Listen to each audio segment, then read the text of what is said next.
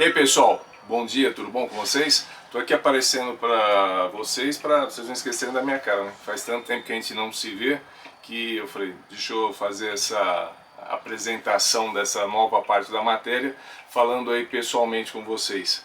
Então, pessoal, é o seguinte, vocês aprenderam até agora em análise combinatória o chamado princípio fundamental da contagem. O princípio fundamental da contagem, digamos assim, dá para resolver a maior parte dos exercícios. Tá? Praticamente todos os exercícios você consegue resolver por princípio de contagem. Só que o princípio de contagem você vai ter que raciocinar de acordo com cada exercício, e a característica dele é que você vai dividir o exercício em fases, em etapas, em pedaços e vai multiplicando. Tá? Mas a maioria dos exercícios podem ser resolvidos dessa forma.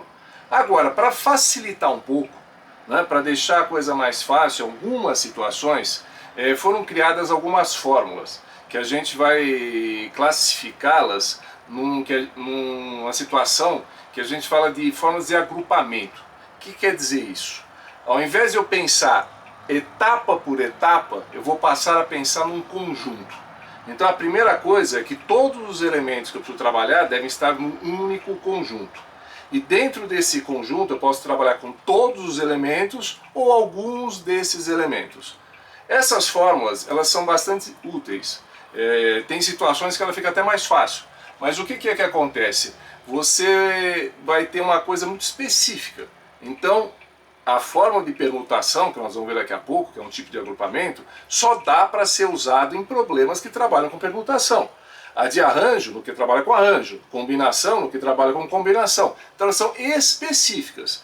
E existem problemas, vários outros, vocês vão ver, que não dá para usar nenhuma dessas fórmulas. Você vai ter que ir pelo princípio de contagem, ou às vezes até usando a lógica e o raciocínio, com pouquíssimos cálculos. Eu já fiz alguns problemas para vocês, né?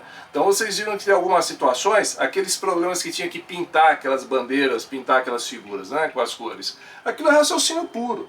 Aquilo é um princípio de contagem, né, aplicando raciocínio puro. Lá não dá para usar fórmula nenhuma. Aquilo é um tipo de exercício que é impossível você usar a fórmula.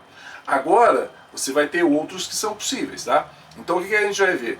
Vai ver isso daí aos poucos. Nós vamos começar vendo permutação, permutação com repetição, e depois numa outra aula, arranjo e combinação, que são parecidos, né, em termos de você analisar o conjunto, mas tem uma característica muito importante que faz com que eles fiquem diferentes.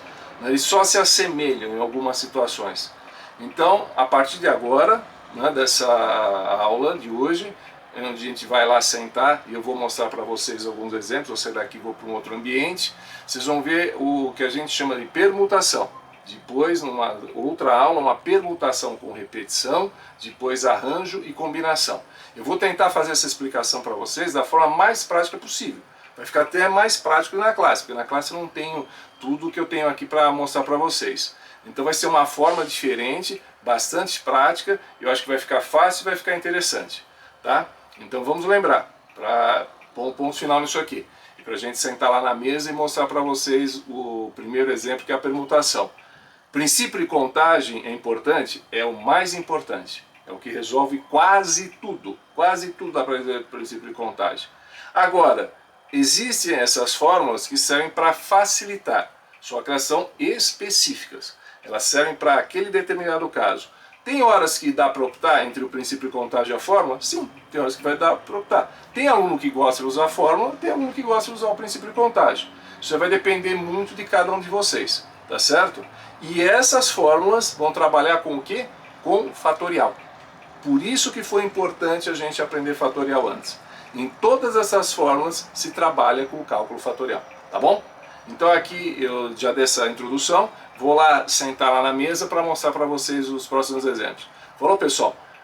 Espero que vocês estejam gostando e não se esqueça, sempre no final da aula, né, deixar lá a sua participação, algum comentário, alguma coisa que você queira. E se surgir dúvidas, pode perguntar durante aquele horário da aula, porque aquele horário eu estou online, eu vou estar respondendo imediatamente para vocês, ou se você quiser, você pode mandar para mim um e-mail a qualquer hora e eu respondo para vocês assim que eu leio, tá bom? Até mais!